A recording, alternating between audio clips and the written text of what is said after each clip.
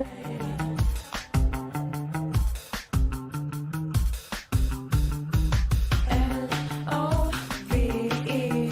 Love is a solution, so set your love free with the L-O-V-E. For the evolution and blessed unity with the L-O-V-E.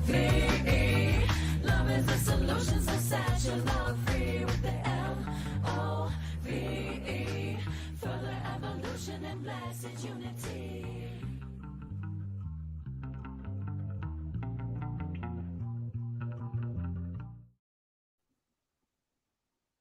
Self-lovers, welcome back to the Self-Love Show. Hi, I'm your co-host, Dawn Light, and this is my beautiful co-host with me, Trish Wright.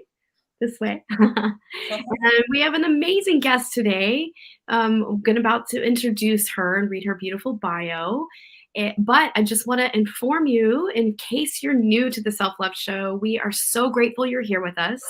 And we are everywhere. We're on Spotify, we're on Apple, like you can search us out for podcasts, we're everywhere. And we're on YouTube. So I encourage you to go like, share, subscribe, share with your friends. Like this is how we get and broadcast the message of self-love far and wide. And so we're here for you, to love you up. And so today we have an amazing guest. She's one of my dearest sisters. I'm so grateful you're here with us, Kristin. And so we have Kristin Urbanus with us today. And so I'm going to read her beautiful bio. So Kristin is a highly experienced emotional healing coach, spiritual psychology and somatic touch practitioner, and mindfulness educator with 20 plus years of study in the field of psychology, yoga, coaching, and education, which aid her in bringing best practices and methodologies from various fields to her clients and colleagues. Through a direct yet gentle approach, she provides her clients and students with cutting-edge self-discovery and emotional healing practices that assist in individuals by empowering them with the experiential tools and guidance to grow in self-awareness, self-responsibility, heal emotional patterns, and experience greater freedom. Yes, Kristin works with people multidimensionally in consciousness, transforming at the root level and uplifting patterns in their consciousness, resulting in freedom from limiting patterns or beliefs and intergenerational healing, increased central nervous system regulation, greater empowerment and self-confidence, the ability to cultivate supportive beliefs and habits, more meaningful relationships, and a greater ability to use their gifts and talents to make a positive impact in the world. She says, my clients consistently report coming to greater levels of empowerment, resilience, peace, fulfillment, and happiness as a result of our work together. Thank you, Kristin. That was so beautiful. Welcome. You. Thank you for having me. We're so honored. And so for those of you who don't know, since Kristin's never been on the show, like Kristin and I have shared in this beautiful experience of USM together. So we weren't actually classmates, but we have the joy and the pleasure to assist together. And so we've been getting to know each other very deeply and supporting the USM energy field. And we both have this rich study and background in spiritual psychology that we share in. So we share the same language. Yes, we do. Yeah. And for those of you who don't know, USM stands for the University of Santa Monica, where we both have studied and now practice spiritual psychology and bringing that into the world. Mm-hmm. Yeah. So we talked a little bit in the background. I just want to jump in because I think that your juice is so juicy.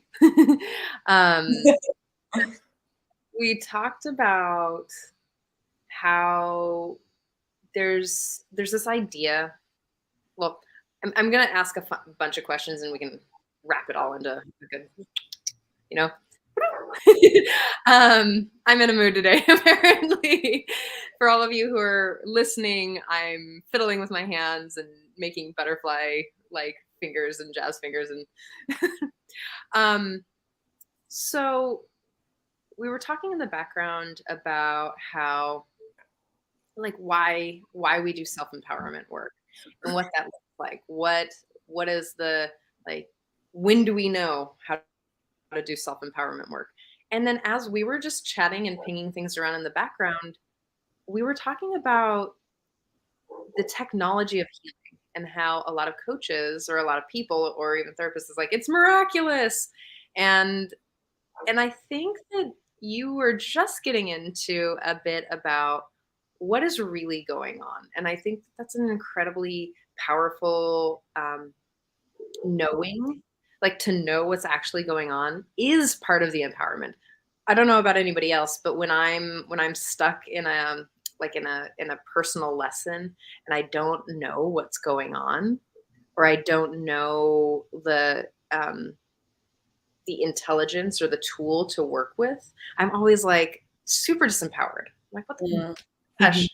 And when I have the understanding of my own inner workings, or maybe the intelligence around what to do next, then I always feel empowered to take the next step. It's a part of the action step for me. So I'm curious what you both think. Yeah, I mean, I feel like that's such a huge piece because I hear a lot of people talk about that. I've heard healers say, I've heard therapists say, and just people in general, like healing is esoteric, or it's like something mysterious, or people who are just starting on the journey, or maybe they've done therapy or some types of healing modalities, but it's like there's still more. They might know something on one level, but they're still coming up against patterns in their own consciousness, or maybe they're coming up against the same roadblocks in their outer world experience. And they're like, why can't I move forward? And what I really want to impart to people is there's a reason, there's an intelligence, there's a technology behind healing, and there's a reason why things are happening in your experience. There's a reason why you're having the same experiences over and over again, whether that be an inner experience or something outward, a relationship block, or whatever it is that you keep encountering. There are reasons for why that's happening in your consciousness. And when we have the not only context of like, why do I continue to have these experiences? When we paint a broader picture of the context for why that's happening, and then also when we kind of come in with the right tools that are powerful, effective for each person, then that can be a very empowering experience. It's like, oh, I'm having this experience continually, say, for example, a pattern of feeling disempowered or undervalued in a relationship or whatever it may be. But at least now I have a context for why it's happening and I know how to work with it. And I feel like that's foundational, ground level work that just can flip the whole picture for people, going from feeling disempowered, why does this happen to me, to like, oh wow, yes, this may still be challenging, but at least I have a context for why it's happening and I know how to work with it in my consciousness. Mhm. And I can kind of like metaphorically liken it to, we could say that, the internet is mysterious. And if my internet goes out, it's like some mysterious thing that just happened. We know that's not true. We just need the expert to show us what happened. How do I get it back online? Or we can look at like the stock market and say, oh, that's all very mysterious. But we know that's not true because there are experts who do understand it. And so that's kind of what I'm suggesting is, no, there are reasons why we continue to have these experiences. There are effective, tangible tools that can work on every single level of your consciousness so that you can become more empowered and have a different experience. I love that you brought in the internet piece, because I'm dating someone who is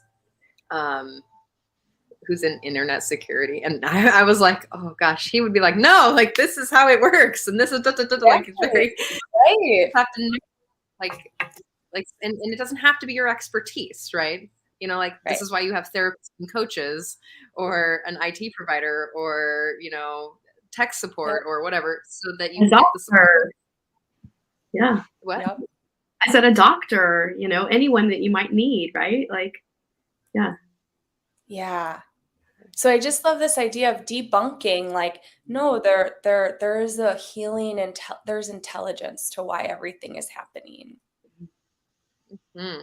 And it's just that big shift in consciousness to approach it from a perspective, like a shift in your awareness, to approach it from a place of, why is this happening? And instead lean into like, oh, this is for me, for my awakening, right? And that just that slight shift in awareness can open a whole doorway of like, oh, I never looked at it that way. And gosh, what if I leaned in inside of myself and embraced this? And that's like really initiating the first law of spirit, which is acceptance, right? And so leaning in within that just opens the doorway to accepting what is in your consciousness, what patterns you're working with that are creating the outer perspective, maybe roadblock or relationship challenge or work challenge or whatever the challenge may be. Right? Yes. Would you say? Yes.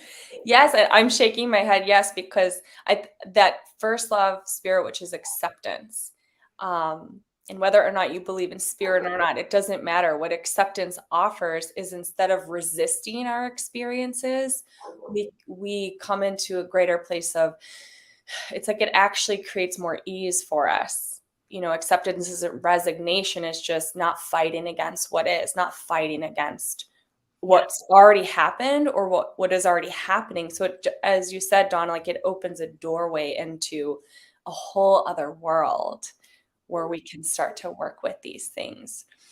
And I think it's so important to know as we talk about the technology of healing is that we're multidimensional in consciousness. And for me, this is foundational because we have an intellect, we have a mental body, right? That most people are very schooled in, especially collectively up until now. We also have an emotional body. You know, a lot of our patterns and just life experience happens through our emotional body. And as our teacher, Mary Hulnick, says, karma is stored on the emotional, most karma is stored on the emotional level. And we're just now, just through the pandemic, starting to kind of open up to the modalities that can really assist us in navigating our emotional experience. Then we have a physical body, which holds our patterns, especially in the nervous system, in an energetic body. So when we work on all of those levels, I feel like that's what can be very empowering for people. Oh, I understand something mentally. Why am I still having this experience? Well, because there are other parts of your consciousness where the patterning might be living. And so the opportunity just to work more multidimensionally. Beautiful. I see your spirit fingers, Trish. It really, like, that's like, I hear you, I see you. Yeah. So thank you for bringing that into for the people who are listening and don't watch us. It's good to any of the expressions that we're making. It's good to vocalize those too. Yeah, I love that. I love that we're starting to sort of defilter and make it less mysterious. Yeah. Because I think that a lot of people get like some of like the mystery is often what's sold. You know, like that's how people like, oh, it's mysterious, I'm gonna buy that. And instead there's an opportunity. I really do believe that there's an opportunity that when you learn something or when you understand it more deeply, that you get to make healthier choices. This is why I became a sex educator, is that, you know, my parents were very, like my mom and my stepdad were incredibly open with me and were very communicative, which gave me a lot of opportunity to make healthier choices for myself. Beautiful. And it wasn't just in the sense of whatever everyone else was being taught, but they went above and beyond to have the uncomfortable conversations. And I think that this is one of those pieces, is like we're used the word debunk, and it's like debunk what is happening, the layers of consciousness and how it lands and sits in someone's body. And just, you know, one of the things in my earlier time, like when I was hitting my deep traumas, one of the things that really upset me is just knowing doesn't change anything. That I actually have to repattern it with practice. Like just knowing that I have this core thing or this like deep wound or this pattern doesn't fucking shift anything. Doesn't shift anything. It just is now I'm conscious of it, which is now where the work really begins. Right. That's so frustrating. Great, So- great awareness. Great awareness. And I love what you said about I had more education from my parents, so now I'm able to make different choices and relate to it all differently. And yeah, awareness it's like the first step. And then people are often like, well, I'm aware of that. Now what do I do with it? And I think that's where the tools come in, the kind of deeper. One of the things that we hear a lot through spiritual psychology is healing is the application of loving to the places inside that hurt. And that is so powerful. I worked with young children for a very long time, teaching mindfulness and social emotional learning. And I learned to not differentiate between my adult. Now I mostly work with adults, but my adult clients and the kids, because I feel that that's really what's happening. Healing, you're taking a higher frequency of love or neutrality or acceptance. Kind of going back to acceptance as the first law of spirit, and you're applying that love to a more contracted place in your consciousness of shame or guilt or whatever the energy is that's holding the pattern in place. And you apply the higher frequency of loving and acceptance to that contracted place, and with tools, obviously, to consciously release it. But I feel really that's where the healing happens, is that meeting of love or a higher frequency to a more contracted place inside. Beautiful. I can share the same feeling. I mean, I've witnessed it over and over and over again in my own journey of spiritual psychology. And it is true. Healing is the application of loving to the places inside that hurt. And just knowing that is such a profound principle to really live by and apply, because then it gives you the empowerment to know that you have the tool inside, that you have all the inner resources to always handle your circumstances, your situation, your life, that you're never disempowered. Even if you feel disempowered in the moment, you're never truly disempowered. And it's an automatic place to move back into a place of allowing and accepting of what's coming forward for you in your consciousness, in your body, in your life. And then just think deeply, like, gosh, if I was to support myself and just move into a place of loving every part of me, right? Even if it's hurting, right? And where is it hurting? Oh, it's my shoulder. Oh gosh, I'm just going to move the energy over there and apply love, even if I don't understand what this really is yet, and then it's just opening yourself up to allow a conversation. Yeah. Gives yourself the space to explore, gosh, oh wow, there's a feeling of like, I feel burdened. What is that? And then you can kind of follow it back in time. And it's like this whole conversation that unfolds just by applying one principle. And I'm just describing literally a process I've done with myself and my clients, right? But it's amazing what can come forward. You're astounded at what can come forward just by applying simple tools, practices, principles. And it's amazing because we're not only working with, our consciousness, but we're working with who knows how many lifetimes of material, it's stored in the emotional body. Yes. But it's giving yourself permission to release it, and that you don't have to know every part. And yes, it can shift. Yes.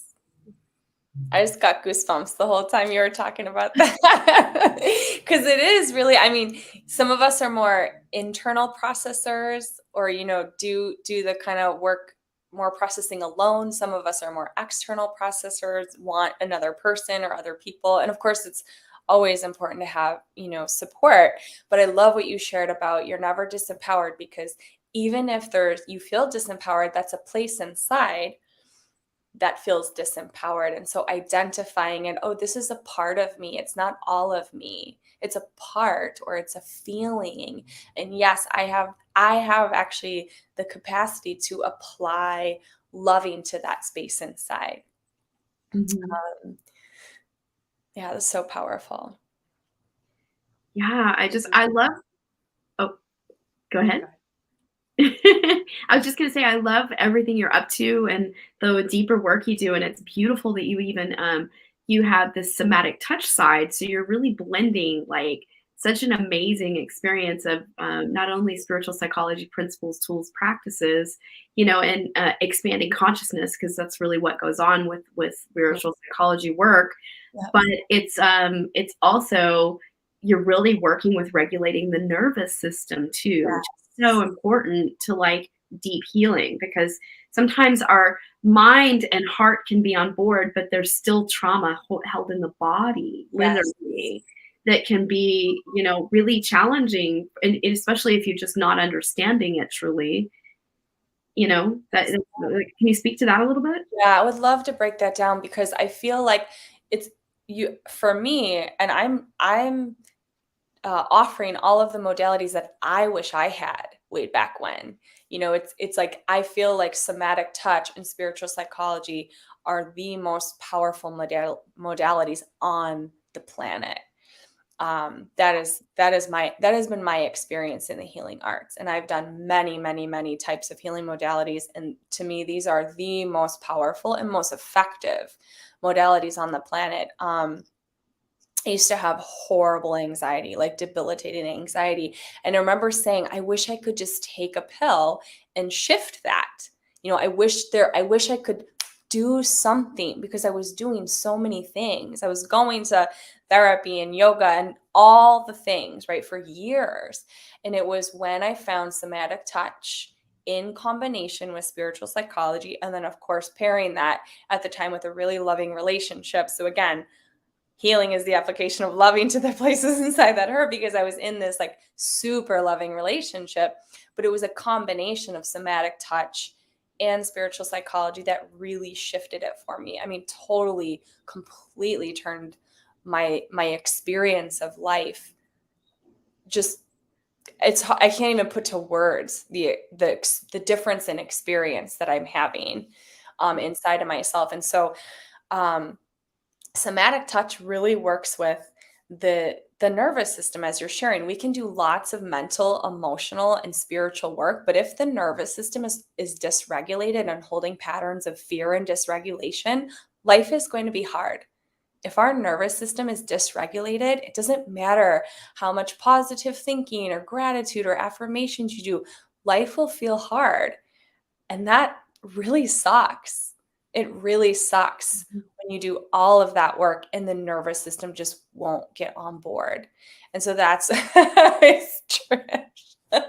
And so that's where somatic touch comes in. It's like, oh, we can repattern not only our consciousness and our belief system, but also the nervous system. And then all of life changes. Amazing. Yeah. And I can speak to the science around that as well, or kind of like what's happening. So when we're in utero, there are a kind of autonomically, of course, and this really goes for anything, when we're going through life, especially in childhood, we're deciding what's possible for ourselves, what's possible for ourselves in the world, what kind of world we live in. And that creates the foundation of our belief system that eventually runs autonomically, on its own, so that we can function in the world and live, right? Not have to think about it, just like we learn how to drive and then do it autonomically. And so in our nervous system, it's the same. So we have primitive reflexes, which are the very foundation of our nervous system. And then we have 70 to 80, I don't even know how many other reflexes that happen in our nervous system that are just happening autonomic, like on autopilot. And so the very first primitive reflex is called fear paralysis. And that's the first reflex to come on board. When we're in utero, if we're experiencing fear, so if, say, for example, there could be a million reasons why we're in fear. Maybe, I don't know, maybe we just come in that way. Maybe maybe our mom is chasing around 3 other kids, or maybe she's in an abusive relationship. There are a million reasons why we could experience that. then if we're in fear, what will happen is the fear paralysis response will not integrate fully. And of course, that is really the foundation. These primitive reflexes are the foundation of our nervous system. So by the time we're 3 years old, we have a foundation of our nervous system that's either kind of in fear, like the world is a scary place, or here I am, the world is a safe place. And of course, it's not black and white. Things can flow. We can maybe be in fear initially, but then, through relational healing, we can open up and those reflexes can integrate and we can feel more safe and secure in our nervous system. But essentially, if say we have in utero trauma or early childhood trauma or colic or any of those things that are happening really early on, or even just in early childhood, and our nervous system responses and reflexes don't integrate, then that's when we have greater instances of anxiety, all sorts of, challenging experiences that are just difficult to live with. So what the somatic touch work does is it comes in and it works with the kidney adrenals directly in the brainstem, and it allows for the nervous system to create new patterns of greater regulation over time. Wow, wow, wow, wow, wow. I know that's a lot of information. I love the science in the body and the brain, because I think this is something that sometimes practitioners can miss, right? Mm-hmm. So there's some really heady people out there who want the science behind healing. And that's why they don't maybe come to see a holistic practitioner of some kind, because they want that. They want the technical terms, and they want the scientific terms, and they want to understand the science behind it. They also want, peer-reviewed articles and all of that. And I think that it's important to know how the nervous system works and how to go from an activated nervous system to a downregulated nervous system, and why it's happening or what could possibly happen. Because it is, we're human beings, and we're just patterned, conditioned, and based in not only our genetics, but in our the historical lived experience patterns our brains, right? It creates neural pathways in our brains, and that's how we that's why just knowing doesn't change anything. It's because there's a neural pathway in your brain that literally needs to be reworked. And I don't know, I just saw a video again about watching the neurology of a new neural pathway being created, and it is so cool. It is so cool. So it's great. Cool. It's great that you're bringing this piece in. And what I'm gonna just say here is, again, knowing more or learning more is empowering. Learning about your here, I'll share something personal. I'm working through some physical experience, some illness or something in my body, and I don't know. And the unknowing is actually really scary, because I don't know what to do. And I'm sitting here in the discomfort. I'm like, what do I do? And so I'm waiting for enough information to come to me to find that, to actually find the empowerment in the knowing, finding the empowerment in the technology of the healing. Because I don't know where to go. I'm just at the crossroads of, it could be food, it could be an environmental thing, it could be and I'm just waiting, which direction do I go in to take the step towards transformation or take the step towards healing. So empowerment as a form of knowing the technology of healing is a form of empowerment. Yeah. And I want to acknowledge you here too. What you just said is very empowering. You're pausing and waiting for the information. So you're having an empowered stance towards your healing already. And I want to acknowledge you for that. Even though you're in the unknown, and even though it may be scary and it's fearful, you're choosing to acknowledge what's going on and be okay in the pause of not knowing while you're waiting for the information. And that's still an empowered stance. And I want to acknowledge you for that. Thank you. You know, now that you say that, it's there's this experience we talked about, maybe disempowering or disempowerment, and how acknowledging that that's an experience that we're having is also an empowering place. It's like, I have discomfort, or I have disempowerment here. That's another place that I can, what do you call it, apply love. I can love deeper there, or that's the, like, the knowing of the disempowerment or the disappointment, or whatever we'll call it, for a lack of a better term, negative feeling. I don't really believe in negative, positive feelings. I just don't believe those, that kind of duality, that description, judgment. But there's these words. It's like, that's underneath the discouragement, the disempowerment. That's where the work is. Like, that's the piece, like right there, like at the precipice of that piece is like, oh, how can I apply love there? I call it the radical acceptance of what's. How can I radically? I like that. That's my definition of love. I love that.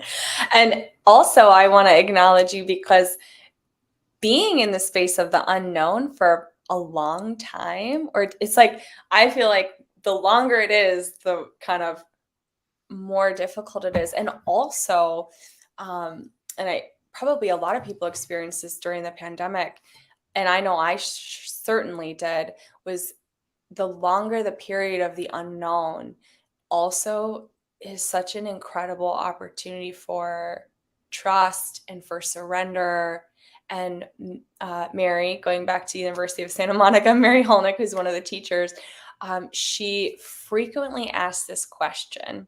And I think it is so powerful, because again, it can point to the context of, why am I having this experience? What is this about? And the question is, what is my soul attempting to assist me in learning through this experience?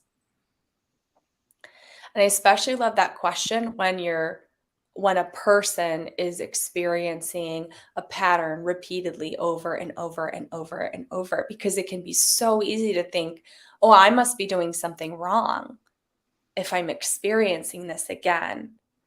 And so let's release the idea of ever having done anything wrong ever. Ever, ever, ever.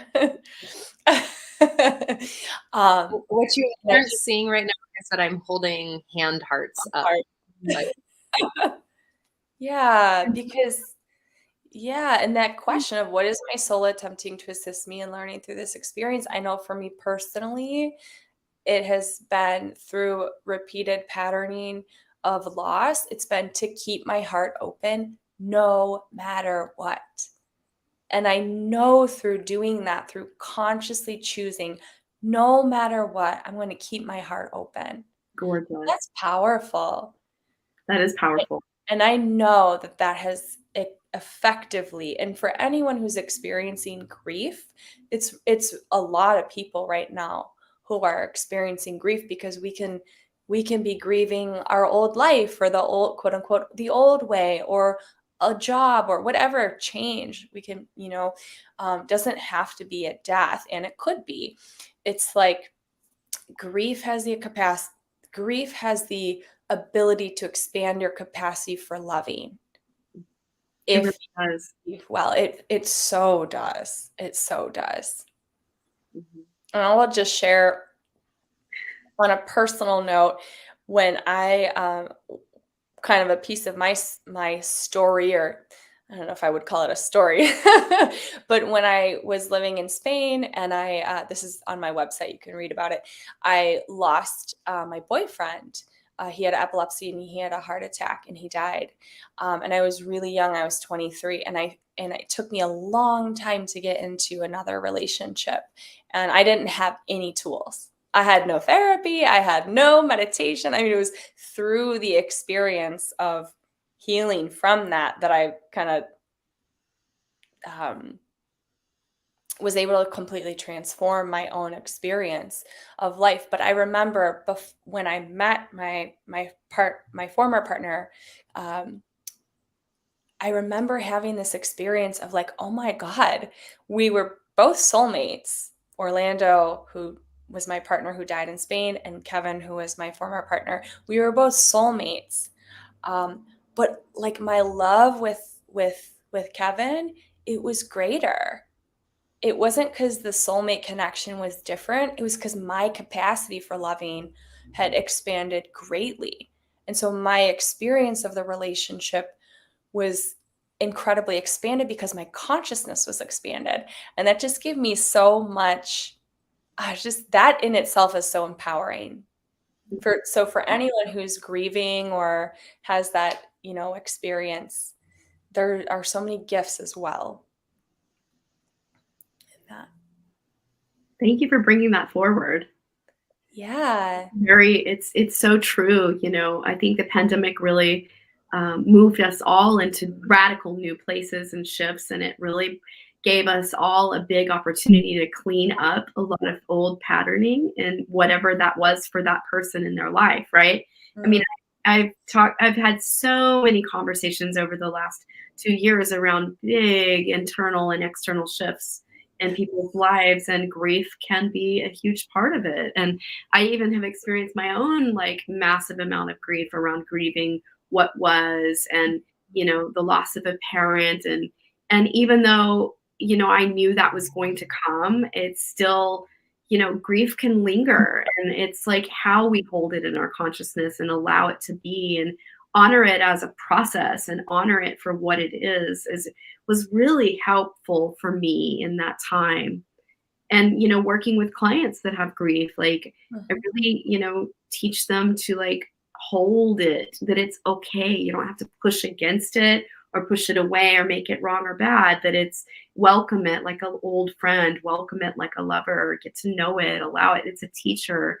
It's got a message for you. There's a reason it's here knocking on the door, and it's so empowering when you have that ability to just shift gears into allowing it. Like, it's okay, this sucks.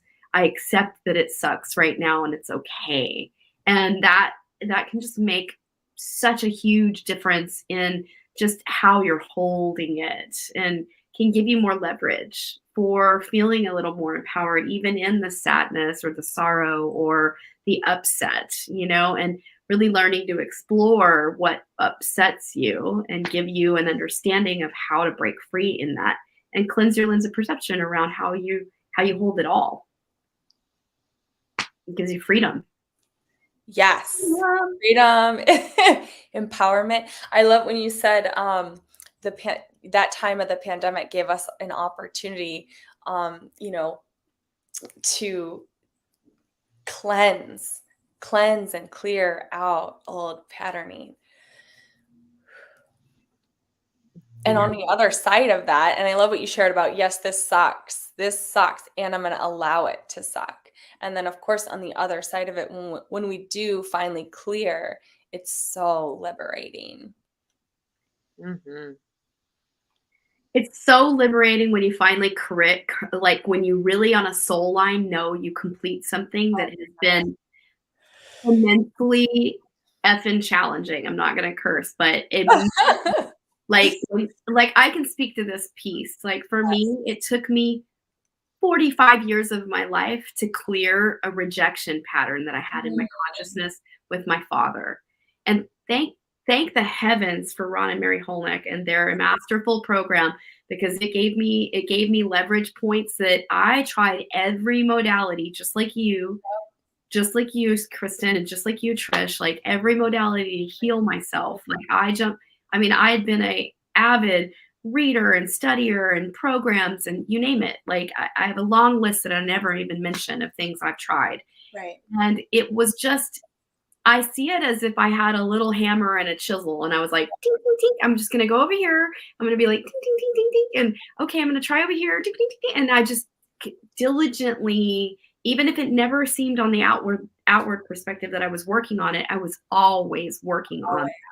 Yeah. And finally, the tipping point was just getting in and learning all the deep tools. And it changed my world outwardly and inwardly. Hi, Tanya. it really shifted gears for my consciousness altogether to just embody a whole new way of being. And it was literally, it felt like an old coat that I was able to just take off and let go of. And outwardly, everything in my life changed. Yes. Like inwardly, everything changed. And in my relationship, everything shifted gears. Like places that I never thought I could heal in my relationship fully shifted gears. And I saw the shift in like every aspect of my life, business relationships, work relationships, my personal relationship with God and myself, like everything changed. Yeah. I'm so glad you brought that up, because I'm completely on the other side of it, but I can really relate to trying every single modality for over a decade. I mean, dedicating my life to working with a chisel. And, Ron Holnick, one of our teachers at the University of Santa Monica, says you can chip away it's like chipping away at a wall with a toothpick, but all of a sudden you get the grain of sand and the whole wall comes down. And that's the completion of a pattern that, say, you've been working in your consciousness for a long period of time. And I really resonate with what you shared, Dawn, of trying every single modality. And for me, the modalities that really shifted it for me were working with the spiritual psychology tools and learning how to work in the spiritual context, because again, we're multidimensional in consciousness. So that brings in the energetic body. And if you believe in, or would like to feel supported by, and higher energetic frequencies that are available, whatever you want to call it, spirit, the universe, God, divine feminine, divine mother, angels, all of that, right? And then also for me, it was the somatic touch. And I love what you shared about, it's like when we do shift a pattern, then everything changes. The inner experience changes, and so does the outer experience. And that's one of the reasons why I'm in a year-long embodied Gestalt program. Oh, Gestalt is the best. This woman is amazing. Like the woman that, like she was a foundational teacher in, it's not open floor, but it is kind of open floor. It was called something else. I'll remember it, but she's magic. Like she's a shamanista or whatever. I'm wondering if you want to go into your tool. Yes, I would love to. So I'm going to guide us through a process. Hi, everyone. I'm going to guide us through a process. And this is a process that you'll need pen and paper for. So just make sure you have pen and paper. The process will take us, I'm imagining, about 15 minutes. So just take a moment to grab pen and paper. And then when you're ready, come back to a seat. And what we'll be working with in this process is kind of laying a roadmap. So we've been talking about having a context for healing and for being able to shift patterns in our consciousness. And so the first thing we'll do is lay a roadmap for it. So as you settle in here, I just invite you to find a comfortable position, and you can do anything that that would help you to feel more comfortable. So grabbing a sip of water, whatever that may be. And I'll just invite you to settle in, and you can close your eyelids here. If you'd like to take a big deep breath in, you can lift the palms to the sky, take a stretch, and then exhale, release. And just as you settle in here, I invite you to center inside of yourself, to feel the physical body present. So you might feel your seat in whatever chair that you're in, maybe taking your hands to your heart, and just taking a moment to connect with your breath. So taking a pause on the outer world, just pause anything that's been happening up until now in your experience, and follow your breath. And I invite you just to cultivate an intention for this process. We'll be clarifying your deepest, most heartfelt desire and creating a roadmap around that desire. And so perhaps your intention is to be present. Perhaps your intention is to connect with your deepest heartfelt desire.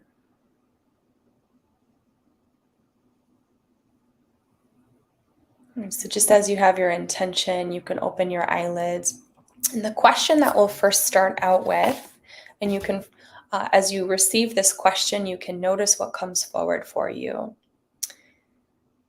If you could have one thing change in your life that would create the greatest overall impact in the rest of your life, what would that be?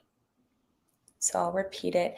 If you could have one thing change in your life that would create the greatest overall impact in the rest of your life, what would that be? And so you can start to write down what comes forward for you. You could have one thing shift that would create the greatest impact in your entire life. What would that be? And it might be something outer that comes forward first. You might have something inner come forward, like a sense of peace or the ability to keep your heart open or having loving relationships.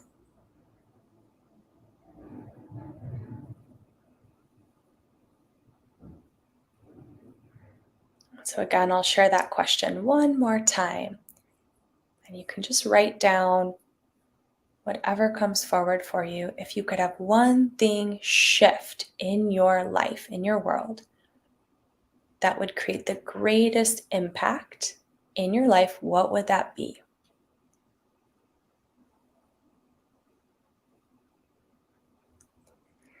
And so as you're writing, you can begin to identify what that one thing would be. And if you have something, you can write it on a separate piece of paper if you've been kind of brainstorming so that it's clean and clear for you. And if you've been writing something external, like say you'd like to have a romantic partnership, I invite you to shift into what's the inner experience that you would like to have. What is the inner experience that you would like to have that would change it all for you? What's the inner experience? So maybe it's, wow, I really want tools to learn how to work with challenges that come forward. I really want to have that like deep self-esteem, or I really want to have that deep self-love or stability.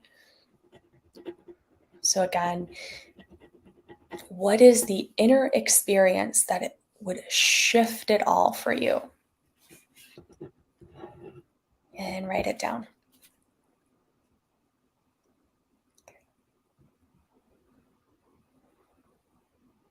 Okay, so we're going to move on from that.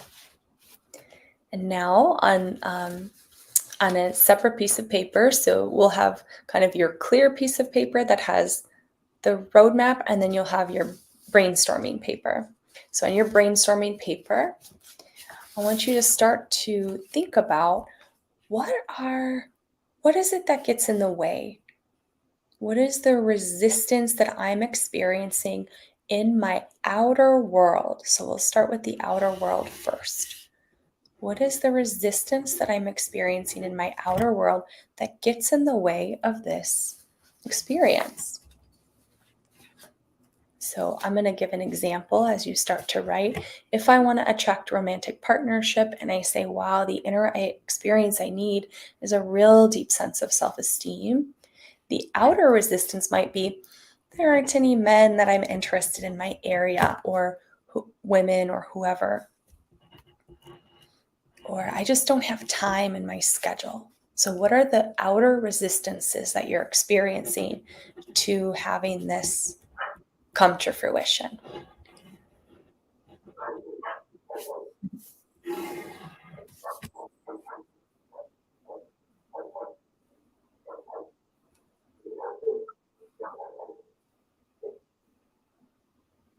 And just begin to identify the top 2 or 3 outer resistances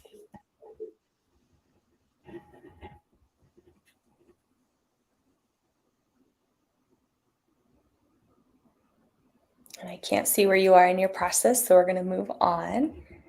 Now start to identify what are the inner resistances. And here's where it can get really juicy. So I'm just using this example again. If I want to attract romantic partnership, and I know that I need a deep, deep, deep, deep, deep sense of self-love or self-esteem, what are the outer resistances? And just start to list them off. It might be like, oh, my inner critic, or I think I might have a belief that that's not possible for me, or I never grew up seeing that as a healthy option, or whatever it is. And I'll use myself as an example. When I was really young, my dad died. And I had this belief because of that, that it wasn't safe, that somehow love would lead to devastation. I didn't discover that till much later. So again, identifying what are your inner resistances and identifying your top 2 or 3. When you're ready, you can transfer that to your clear paper and identify the top 2 or 3 outer resistances and the top 2 or 3 inner resistances.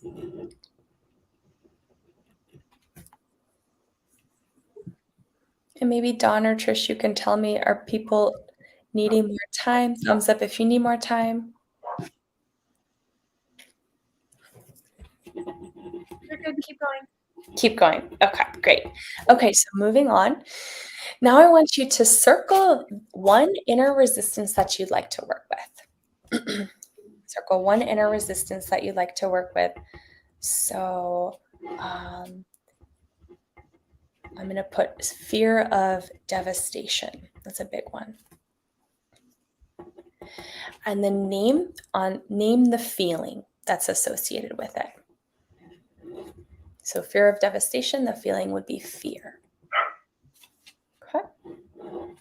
Now take your brainstorm paper and I want you to give it a voice. So if you could just let the feeling of whatever the inner resistance was that came forward for you, write it out.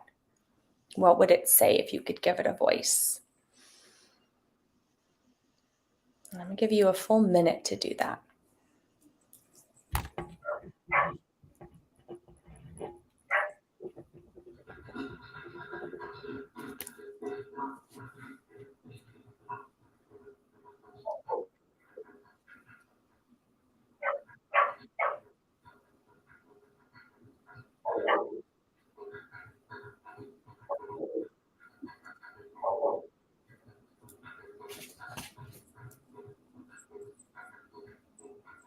Okay, and now you can pause that.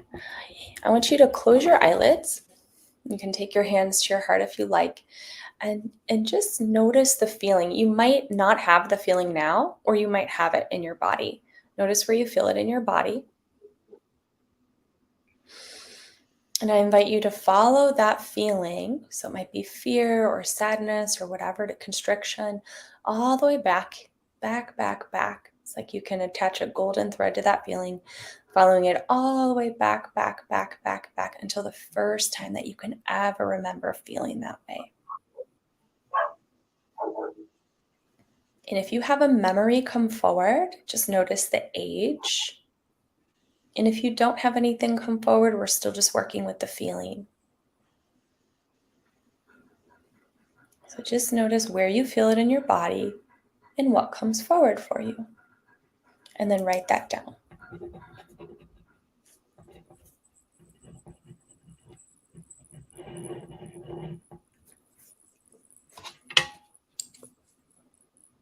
Okay.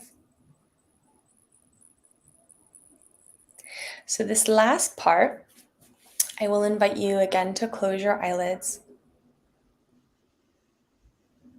and to invoke, I call it your inner guide, high self, authentic self. Invoke the part of you that you really trust to make big decisions for you. It's like we have a part of us that is unconditionally loving, connected to a higher level of consciousness inside of you. If you're a parent, you might kind of feel the mother in you come forward or the father in you come forward. Invoke the part of you that is connected to an inner knowing, a higher level of consciousness, a greater level of loving, of calm, of stillness. So do your best. If you have a spiritual practice, you can invite in any spiritual beings to be present with you.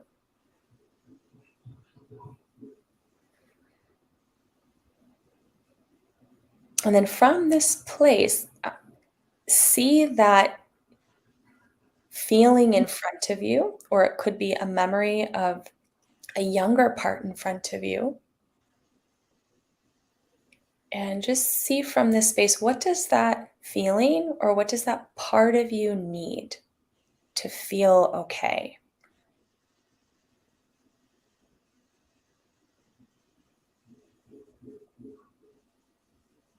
What does that feeling or what does that part of you need to feel okay?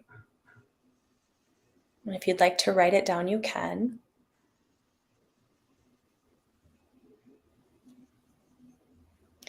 And then if you're practiced in this work, you can go ahead and apply. This is applying the loving, applying the acceptance to that part of you that hurts.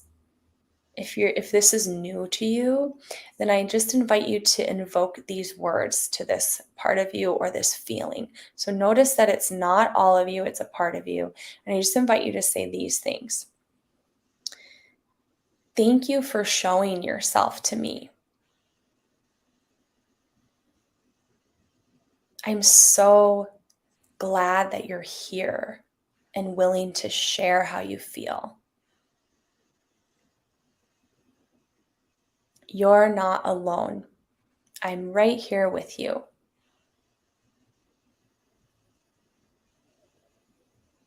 You didn't do anything wrong. There's nothing that you could ever do or feel or say or not do that would make me not love you.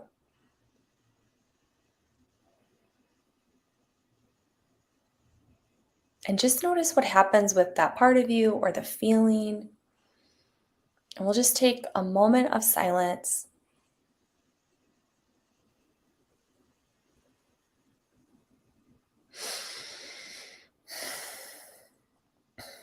All right. So that is our brief walkthrough of self-love tool. And we are complete with that process. Thank you. Thank you so much. So Yeah. loving. Yeah. Appreciate you. How was that for you all? It's great. Deep- Oh, go ahead. just the deepening understanding of what's in the way. Yeah. You can find that what's in the way is past programmed beliefs. Yeah. Or ideas that we created as children. Yeah. And just having that acceptance of allowing it to have a voice and giving it space to like actually communicate with you is really such a key piece. Yeah. It's, the name of the show is the Self-Love Show. And to me, that is the epitome of self-love. Like welcoming and allowing all parts of us, Mm-hmm. knowing that all parts have purpose. Mm-hmm. What were you going to say, Trish? Oh, I was just really excited to, yes, this is the Self-Love Show. And that, self-love is,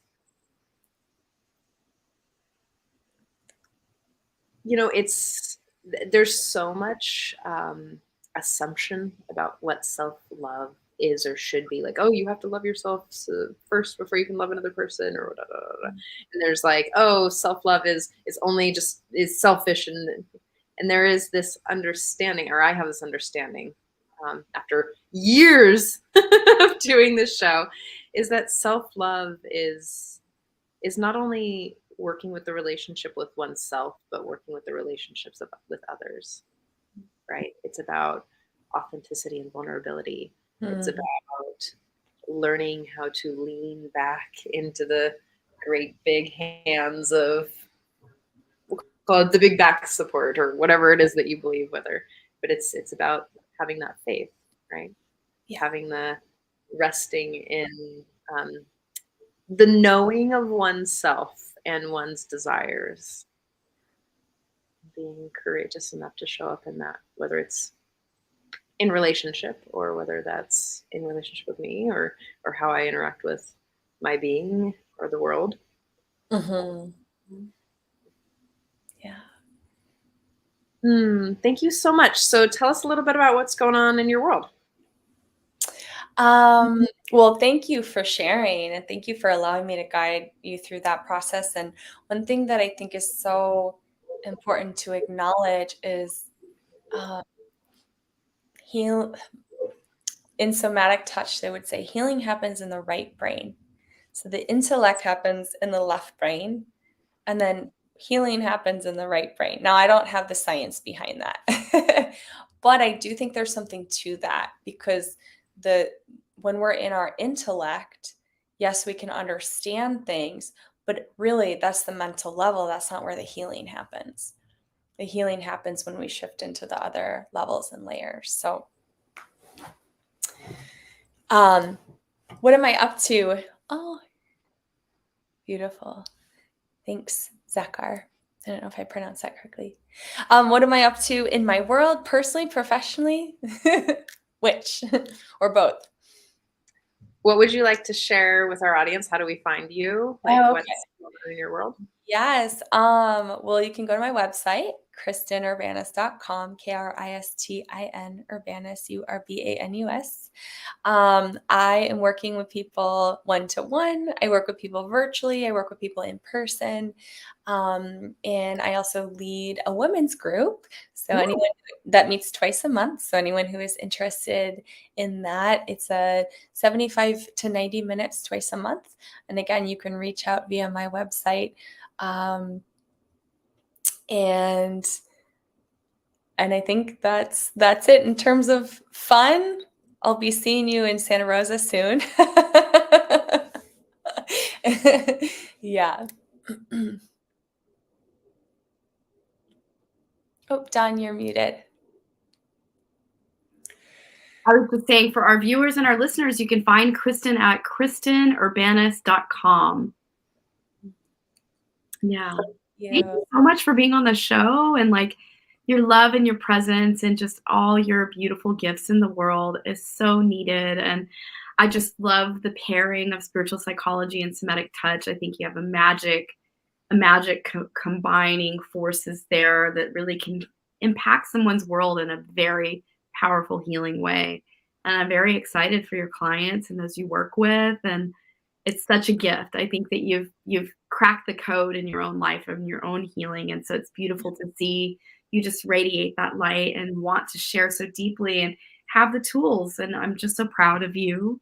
Thank you. And thank you both so much for creating this space for people during the pandemic, and then continuing this space so that people can have a place every week, the consistency, the reliability of showing up for people in that way and highlighting practitioners. It's really incredible. And Dawn, I know all about the work you do. And Trish, I'm excited to learn more about the work that you do, because that is really important as well. Yeah. Well, that now is not the time for that, but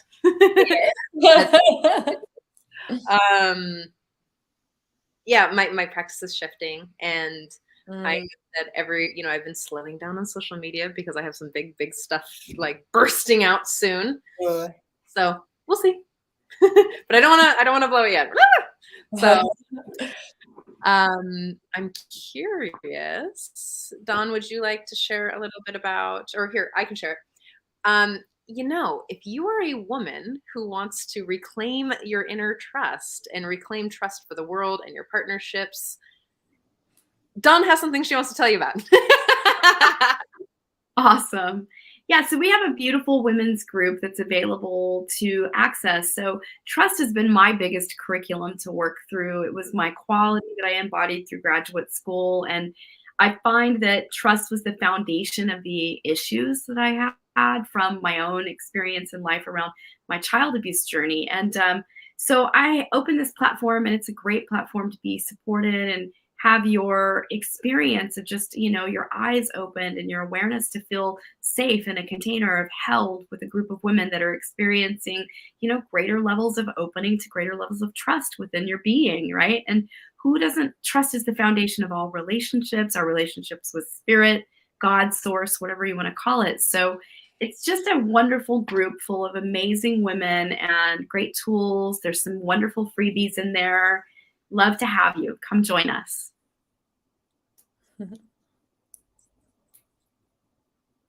Oh, you're muted. And I'm posting that now. Thank And, just like every week, I want to really give a shout out to our sponsors, our muses, and the people who are running us out on so many different pages. We've got thank you to John and Summer Raymer at the Sign Network for running us out over a bunch of different pages, and really being a big support of our work. Global Peace Tribe, and Scott Katamas for his just enduring love and capacity to be with us and to be a muse and to be patient and loving. Thank you also to KPFZ for running us out every Wednesday morning in Lakeport and Mendocino counties. And you can find us on YouTube, Spotify, you can find us all over the places if you want that. And thank you so much for showing up, Kristin, and thank you, Dawn, for your epic love. Oh, See you all next week. Have a wonderful week, everyone. Bye. Bye. We have